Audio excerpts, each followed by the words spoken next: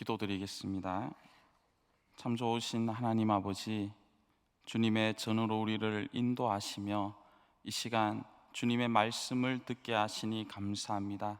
주님의 말씀이 선포되어질 때 주님께서 우리의 심령을 열어주시고 하나님의 말씀이 살아 역사하는 놀라운 시간이 되게 하여 주옵소서. 부족한 종의 입술을 주장하여 주시고 주의 거룩한 복음을 잘 증거케 하여 주시기를 원하오며 예수님의 이름으로 기도드립니다. 아멘. 톨스토이와 함께 19세기 러시아 문학을 대표하는 세계적인 문어인 도스토옙스키는 빈민병원 의사의 아들로 태어나 어려서부터 도시 환경에서 자라났습니다. 그러나 어머니가 폐결핵으로 죽고 18살에 아버지가 농노로부터 습격을 받아 피살된 현장을 보고 큰 충격을 받습니다. 그는 이 모든 삶에 증오하고 보복을 해야겠다고 생각하여 사회주의 운동에 뛰어들게 되고 혁명가들과 교류하게 되었습니다. 그 무렵 그는 가난한 사람이라는 작품을 발표하여 일약 작가로 명성을 떨치기는 했지만 그의 성공과 행복은 오래가지 않았습니다.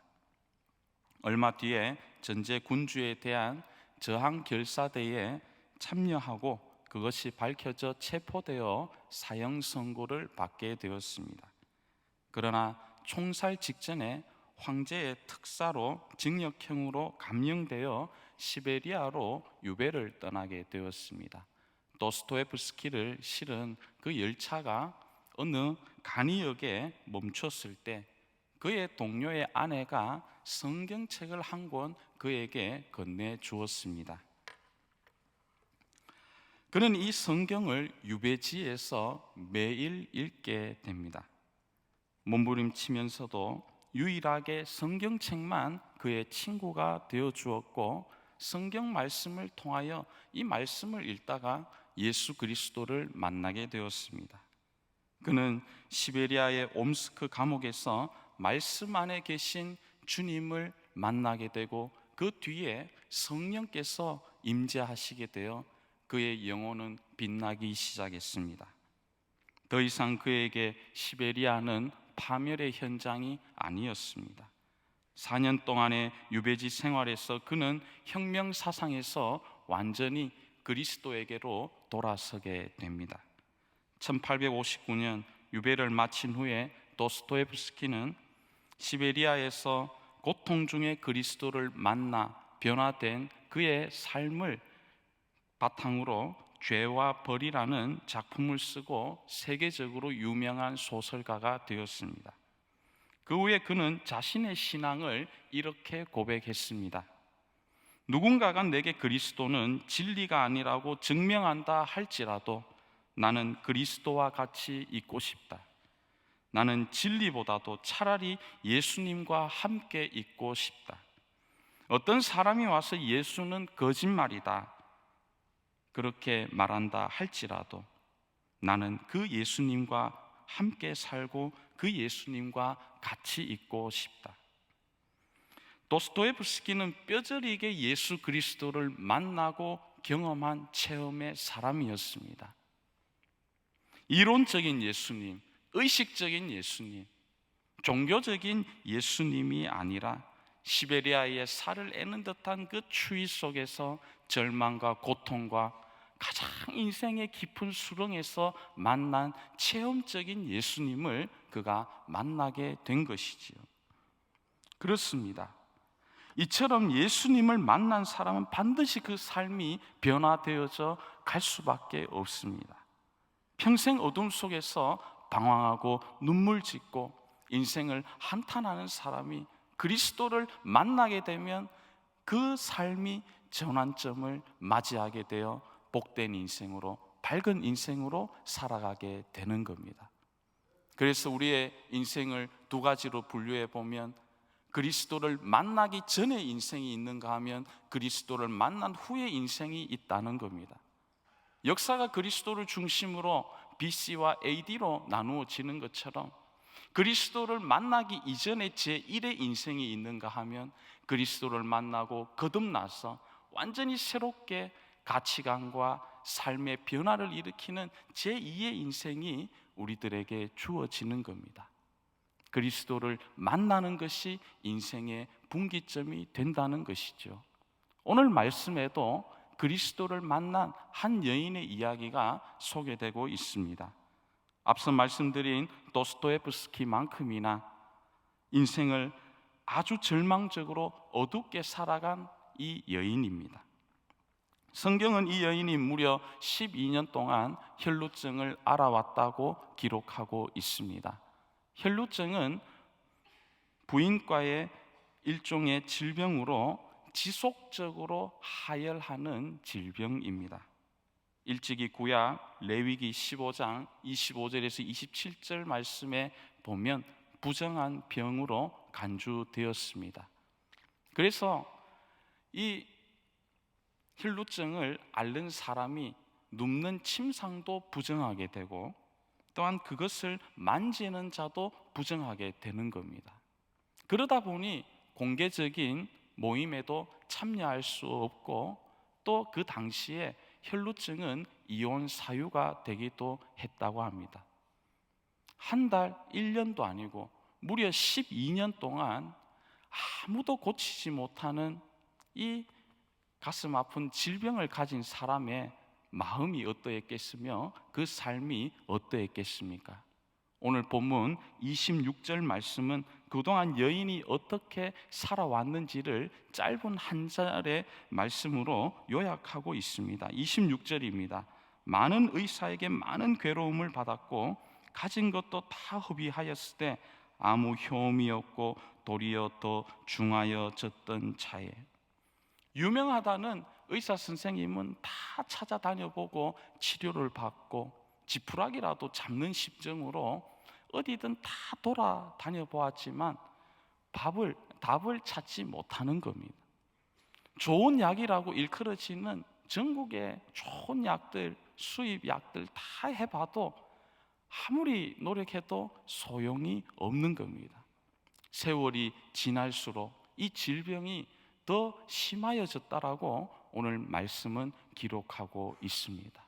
나을 소망도 없고 12년 동안 세월이 지나니 긴 병에 효자 없다고 주변의 사람들 다 떠나가는 겁니다. 남편도 떠나고 가족도 떠나고, 이 가족과의 관계에 단절이 있지 않습니까? 나아가 사회적인 관계가 단절됩니다. 또 율법에서 부정한 병으로 간주했기 때문에 이 질병을 가지고는 종교적인 모임에 참여할 수도 없습니다. 우리가 잘 아는 것처럼 유대인들은 회당을 중심으로 신앙생활을 하지 않습니까? 그런데 이 부끄러운 질병을 가지고 있기 때문에 영적인 은혜도 완전히 끊어지고 단절되었습니다. 여기에 더 안타까운 것은 가진 재물도 다 재산도 허비했습니다. 그녀는 세상에서 너무나 잃은 것이 많았고 모든 관계가 깨어져 버렸습니다. 이쯤 되면 인생이 완전 끝난 것 아닙니까? 그렇게 무기력한 모습으로 미래에 대한 꿈과 소망과 삶의 희망이 전혀 없는 채로 어둡게만 살아가던 이 여인의 인생이었습니다. 그런 그녀가 27절 말씀처럼 무엇을 듣게 되었느냐? 예수의 소문을 듣게 되었습니다. 예수님께서 가시는 곳마다 병자를 치유하시고, 예수님께서 가시는 곳마다 귀신을 내쫓으시고, 예수님께서 가시는 곳마다 놀라운 이적과 기적이 일어나니 이것이 많은 지역에 알려지게 된 것이었습니다. 이 소문을 듣게 된 이 여인이 자기의 거처에서 예수님 계신 곳으로 오게 됩니다. 교회 역사가인 유세비우스에 따르면 이 혈루증 걸린 여인은 가이사랴 빌립보에서 왔다고 그렇게 말합니다. 지도를 살펴보면 가이사랴 빌립보에서 예수님이 계신 가버나움까지 살펴보면 북쪽에서 남쪽으로 내려오는데 그 거리가 약 45km 정도 되는 거리입니다. 오늘날과 같이 좋은 운송수단이 있는 것이 아니고 그 먼 거리를 걸어왔다고 생각해 보십시오. 비록 거리는 멀지만 이 여인에게는 한 가지 꿈이 있는 겁니다. 세상에서는, 땅에서는 약으로도 안 되고 세상의 방법으로는 안 되지만 유일하게 예수 그리스도 이 한 분은 가능하다고, 내 인생이 완전히 치료될 수 있고 내 삶도 바뀌고 내 질병도 치료되고 내 이 어두운 깊은 웅덩이 수렁에서 벗어날 수 있다. 세상은 안 되지만 예수님은 된다. 이 믿음을 가지고 예수님께 나오는 것이었습니다. 이 여인은 위대한 믿음을 가지고 예수님을 찾아왔습니다. 그러나 막상 예수님께서 계신 곳에 도착해 보니 너무너무 사람이 많은 겁니다. 성경의 말씀을 살펴보면 복음서에 예수님께서 식사할 겨를이 없었더라고 성경 기자가 기록하는데 너무너무 바쁜 거지요. 말씀 가르치시고 기적을 행하시고 또한 복음을 전하시고 여러 가지 사역을 하다 보니 예수님 주변에는 항상 사람들이 많았습니다. 이리저리 에워싸 밀면서 그날도 이 여인이 도착한 날도 너무너무 인산인해였다라는 것이죠.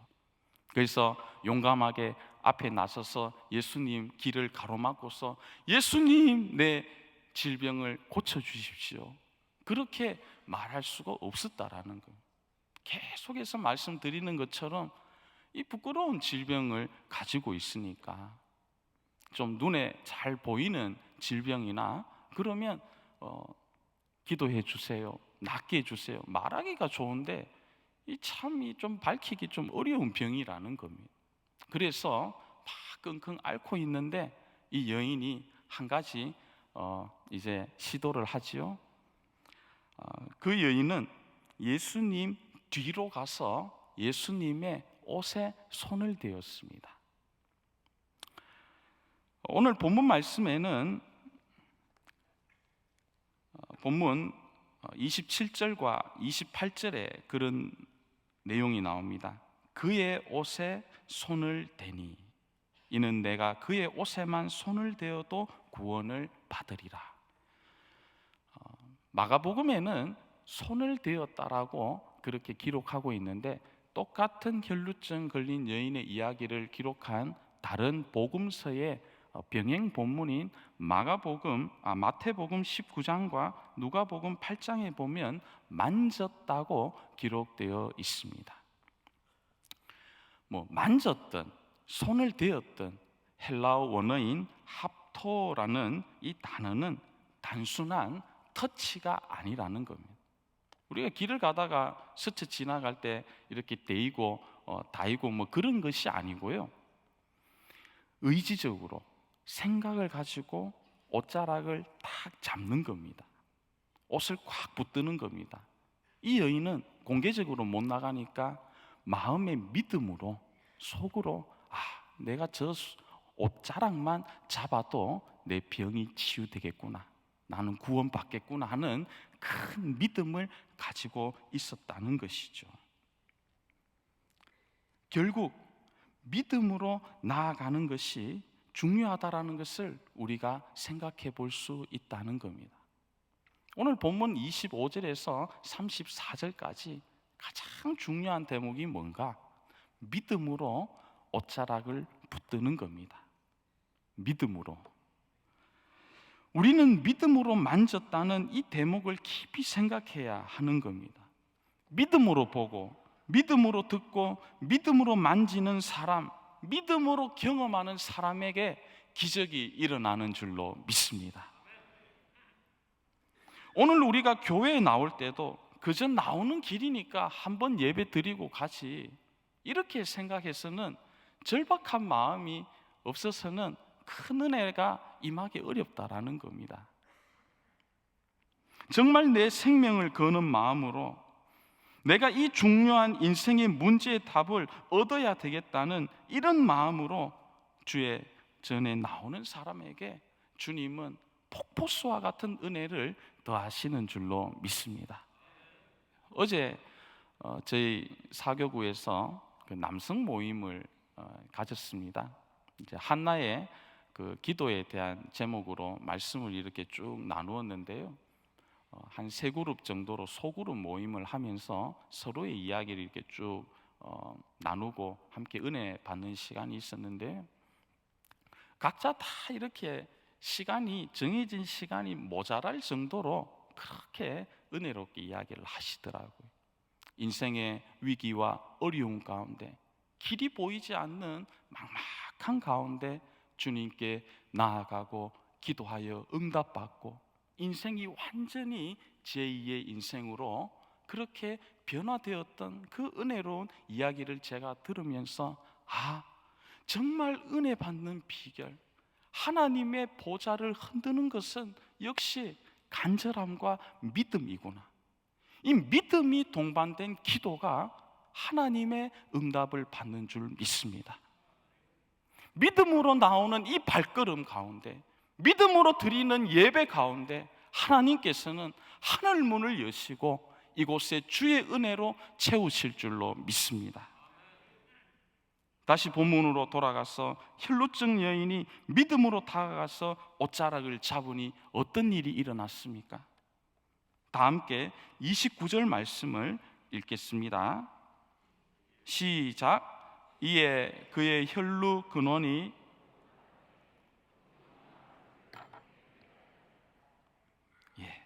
그의 혈루 근원이 곧 말랐더라고 마가는 기록하고 있습니다. 놀라운 기적이 일어난 것입니다. 모든 질병이 떠나가고 이 여인을 뒤덮던 어둠의 세력이 다 떠나갔습니다. 도저히 풀리지 않았던 깨어졌던 관계가 회복되었습니다. 그렇습니다. 사랑하는 성도 여러분, 이처럼 주님의 옷자락을 잡을 때만이 우리 인생에 갖가지 해결하지 못하는 문제의 답이 주어지는 줄로 믿습니다. 세상 사람이 풀지 못합니다. 학자들이 풀지 못합니다. 지도자들이 풀지 못합니다. 다 유한한 우리 인생 피조물이기 때문에 사람은 다 한계가 있습니다. 물론 부모님이 자녀를 끝까지 뒷바라지하며 훌륭하게 자라갈 수 있도록 도와줄 수는 있지만 그 지원도 한계가 있다라는 거예요. 훌륭한 멘토와 선생님이 내 길을 잘 열어주며 또 좋은 길로 인도할 수 있지만 그 역시 제한적이라는 겁니다. 사람은 약합니다. 사람이 대단한 것처럼 여겨지는 오늘 포스트 모더니즘 사회에서 우리가 살아가지만 사람처럼 연약하고 갈 길을 몰라 방황하는 존재도 없다는 겁니다. 동물들을 보면 방황하지 않지 않습니까? 다 길 잘 찾아가고요, 또 헤매지 않습니다. 동물이 여러분 자살했다는 말 들어보셨습니까? 다 알아서 다 자기 갈 길 다 잘 가고요, 가르쳐 주지 않아도 다 모두 잘하는데 유일하게 인간만 갈 길을 모른다라는 겁니다. 방황합니다. 오늘날도 술에 취해서 마약이나 여러 가지 중독에 의해서 피폐한 삶을 살아가는 사람이 얼마나 많습니까?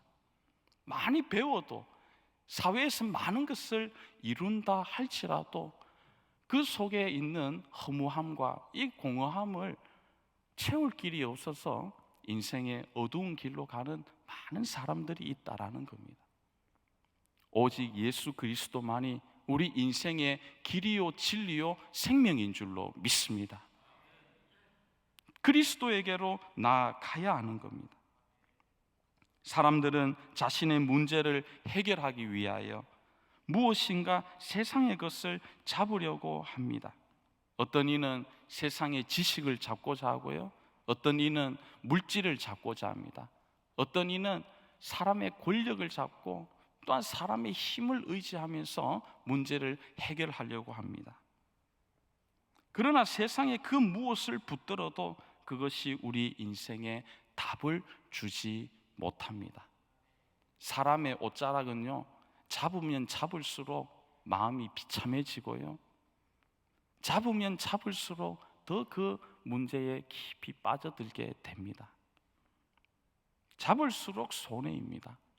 그러나 우리 예수님의 옷자락은 잡으면 잡을수록 은혜를 받고, 잡으면 잡을수록 깊은 감동을 받고, 이 모든 수렁에서 빠져나올 수 있습니다. 주님의 옷자락을 붙드시기 바랍니다. 우리가 2020년 올 한 해 다들 우리 사회가 어렵다고 하고 참으로 아우성을 많이 치고 힘들다고 그렇게 외치지만 방법이 있습니다. 승리하고 날마다 기쁘고 즐겁게 성공하며 살아가는 방법이 하나 있습니다. 예수 그리스도입니다. 주님의 옷자락만 붙들면 우리는 어떤 상황에서도 낙심하지 않고 넘어진 자리에서 일어날 수 있고, 복음이 우리 삶 가운데 있고 우리 삶을 지배하고 우리 가정을 이끌어가면, 복음의 반석 위에 세워진 사람은 어떤 상황에서도 승리할 수 있는 것입니다. 이 좋은 정답이 있음에도 불구하고 오늘 세상에서는 이 정답을, 이 진리를 받아들이려 하지 않습니다. 참 안타까운 거죠. 왜 그렇습니까? 그들이 인식하는 예수는 우리의 구원자 예수 그리스도가 아니라 그저 나사렛 예수에 불과하다고 인식하기 때문입니다. 요한복음 1장에 보면 빌립이 나다나엘을 찾아가서 내가 그 만났던 그리스도를, 메시아를 만났다라고 전도하는 내용이 나오지 않습니까? 내가 만나볼 랍비가 계신다. 그분에게 우리 시대의 중대한 의문에 대한 답이 있다. 그분은 나사렛 출신이다라고 예수님을 담백하게 빌립이 나다나엘에게 소개했습니다. 나다나엘은 설마 나사렛에서라고 비웃었습니다. 좀 더 사실적으로 여러분에게 말씀드리면 요한복음 1장 46절에 나오는 것처럼 나사렛에서 무슨 선한 것이 나오겠느냐 였습니다. 당시 예루살렘 출신은 갈릴리 출신을 아주 우습게 보았습니다. 특히 나사렛은 갈릴리 중에서도 더 낙후된 시골이었습니다. 예루살렘 보기에는 나사렛은 그 갈릴리는 정말 북부 지방의 변방의 그런 마을이었다라는 거예요. 그런데 나사렛은 더 낙후되었으니까 어떻게 보았는지 우리가 상상이 되지 않습니까? 나다나엘은 나사렛 같은 곳의 출신자에게 우리 시대의 중요한 문제에 대한 답이 있다는 것이 믿어지지 않았습니다. 오늘날도 기독교를 나다나엘이 나사렛에 보는 것 같은 사람이 많다는 겁니다. 기독교를 오늘 많은 세상 사람들이 나사렛 보듯이 한다라는 겁니다. 복음만큼 능력이 있고, 복음만큼 인생을 송두리째 바꾸고, 복음만큼 우리 삶의 변화를 일으키는 능력이 없는데 여전히 세상은 복음을 그저 그런 것으로 치부하고 있다는 겁니다. 예수님을 세상의 시각으로, 인간적인 가치와 관점으로 바라보니 그 삶의 현장에 은혜가 임하지 않는 것입니다. 사랑하는 성도 여러분, 예수 그리스도를 어떻게 보느냐, 그 관점이 기적의 삶을 체험할 수도 있고 그저 그런 삶을 체험할 수도 있다라는 겁니다. 우리가 복음서에서 만나게 되는 예수님은 보리떡 5개와 물고기 2마리로 5,000명을 그 빈들에서 먹이신 능력의 주님이십니다. 병든 자도 고치시고 죽은 자도 살리시는, 우리가 상상할 수 없는 은혜를 베푸신 그 부요하신 주님이십니다. 그 능력의 주님을 우리가 메시아로, 우리 삶의 주인으로 그분에게 소망을 두고 살아갈 때 그 사람에게 주님께서는 형언할 수 없는 은혜를 더해 주신다라는 것. 반면에 예수님을 나사렛 사람으로, 그저 그런 사람으로 세상 사람과 같이 인식하게 되면 어찌 주님의 은혜가 그 사람 가운데 임할 수가 있겠습니까? 성경에는 예수님을 만나 회복되고 일어선 사람들의 이야기가 많이 소개되고 있습니다. 삭개오는 뽕나무에서 만났습니다. 사마리아 여인은 우물가에서, 베드로는 갈릴리 바다에서 각각 그 옷자락을 잡았습니다. 바울은 다메섹 도상에서 잡았고요, 앞을 보지 못했던 바디메오는 여리고에서 그 옷자락을 잡았습니다. 사랑하는 여러분, 우리가 무엇을 잡고 인생을 살아가야 하겠습니까? 지금까지 우리가 얼마나 많이 실패했습니까? 세상 사람들이 잡아야 한다라는 것을 생명 걸고 가서 잡았지만 실망만 한 적이 얼마나 많았습니까? 사람을 의지하고 사람의 옷자락 잡고 세상의 것을 잡으면 끝없이 실패하게 됩니다. 그러나 예수 그리스도의 옷자락, 주님의 그 능력의 옷자락을 잡고 일평생 좌로나 우로나 치우치지 않고 우리 주님만 바라보며 주님께 소망을 두고 주님께 나아가는 자는 어떠한 환경도 넉넉히 감당하고 승리자로 살아갈 줄로 믿습니다. 바라기는 여러분께서 올해 살아가시는 이 2020년이 여러분의 인생의 최고의 한 해가 되고 주님의 은혜를 감당할 수 없을 정도로 많이 체험하셔서 아직도 주님을 알지 못하는 방황하는 세상 사람들에게 주님의 살아계심을 증거하는 인생 최고의 한 해, 은혜의 한 해가 되기를 간절히 바랍니다. 함께 기도하겠습니다. 하나님 아버지, 감사합니다. 예수님의 옷자락만이 영혼을 살리며 인생을 구해내는 것을 살펴보았습니다. 우리는 그동안 잘못된 것을 잡고자 하였습니다. 이 시간 주신 말씀처럼 예수님만 바라보게 하여 주옵시고 그 옷자락을 귀하게 여길 수 있도록 도와주시옵소서. 주 예수님의 이름으로 기도드립니다. 아멘.